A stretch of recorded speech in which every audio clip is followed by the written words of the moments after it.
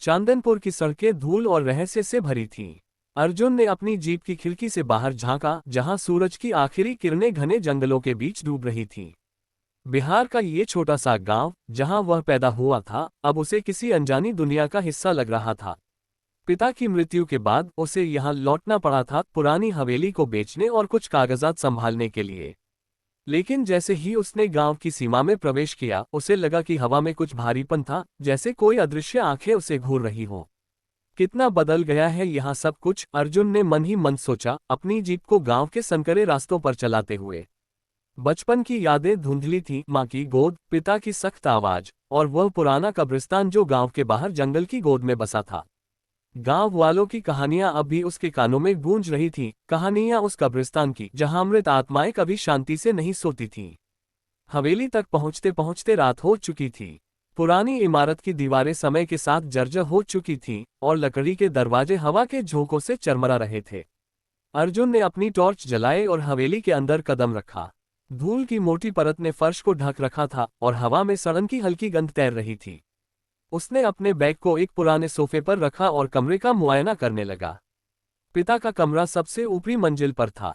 वहां का ताला जंग खा चुका था, लेकिन कुछ देर की मशक्कत के बाद वह खुल गया। अंदर एक पुराना लकड़ी का बक्सा रखा था, जिसके ऊपर धूल की मोटी परत जमी थी। अर्जुन ने बक्से को खोला और उसमें रखी चीजों को देखने लगा। पुराने पत्र, कुछ तस्वीरें, और एक मखमली कपड़े में लिपटा एक लॉकेट। तस्वीरों में से एक ने उसका ध्यान खींचा। यह एक युवा महिला की तस्वीर थी, जिसके चेहरे पर एक रहस्यमयी मुस्कान थी। उसकी आंखें इतनी गहरी थीं कि अर्जुन को लगा जैसे वे उसे देख रही हों। तस्वीर के पीछे लिखा था, मीरा, 1756, 1756। अर्जुन ने भौहें सिकोड़ते हुए सोचा, ये तो 200 साल पुरानी तस्वीर है, लेकिन इतनी साफ कैसे? तस्वीर की स्याही नई नई लग रही थी, जैसे उसे कुछ दिन पहले ही बनाया गया हो। उसने लॉकेट को खोला, जिसमें उसी महिला की एक छोटी सी तस्वीर थी, और उसके साथ एक सूखा हुआ गुलाब। रात गहराने लगी थी और हवेली में सन्नाटा छा गया था। अर्जुन ने तस्वीर को मेज पर रखा और सोने की तैयारी करने लगा।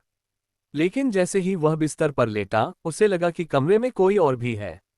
हवा में एक हल्की सी फुसफुसाहट थी, जैसे कोई उसका नाम पुकार रहा हो, अर्जुन, आओ। वह चौंक कर उठ बैठा। टॉर्च की रोशनी में उसने पूरे कमरे को देखा, लेकिन वहां कोई नहीं था। शायद थकान की वजह से उसने खुद को समझाया और फिर से लेट गया।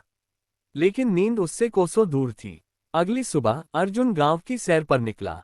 चांदनपुर छोटा था, लेकिन हर गली में एक अनकहा रहस्य छिपा था। वह गांव के चौराहे पर रुका, जहां कुछ बुजुर्ग एक पेड़ के नीचे बैठे हुक्का पी रहे थे। नए चेहरे कम ही आते हैं यहाँ, एक बुजुर्ग ने कहा, अर्जुन को देखते हुए।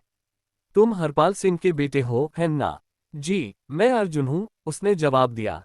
हम हवेली में रह रहे हो? बुजुर्ग की आवाज में हल्का सा डर था। वहां अकेले मत रहना, बेटा। उस जगह में कुछ ठीक नहीं है। क्या मतलब? अर्जुन ने उत्सुकता से पूछा। कब्रिस्तान, दूसरा बुजुर्ग बोला, अपनी आंखें सिकोड़ते हुए। वह हवेली उस कब्रिस्तान के बहुत करीब है, और उस कब्रिस्तान में कुछ ऐसी आत्माएं हैं जो कभी चैन से नहीं सोती।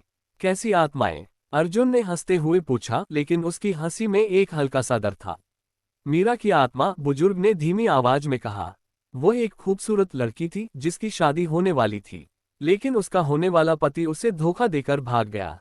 गुस्से में मीरा ने कब्रिस्तान में जाकर एक श्राप दिया, जो भी उसकी कब्र को छुएगा, वह उसका हो जाएगा। अर्जुन ने हंसकर बात को टाल दिया, लेकिन उसके मन में मीरा की तस्वीर घूम रही थी। वह कब्रिस्तान देखने का फैसला कर चुका था। शाम ढलते ही वह जंगल की ओर चल पड़ा। कब्रिस्तान गांव से कुछ ही दूरी पर था, लेकिन रास्ता घने पेड़ों और कोहरे से ढका था। जैसे ही वह कब्रिस्तान के फाटक तक पहुंचा, हवा में एक ठंडक फैल गई। पुरानी कब्रें, जिन पर समय की धूल जमी थी, चुपचाप खड़ी थीं।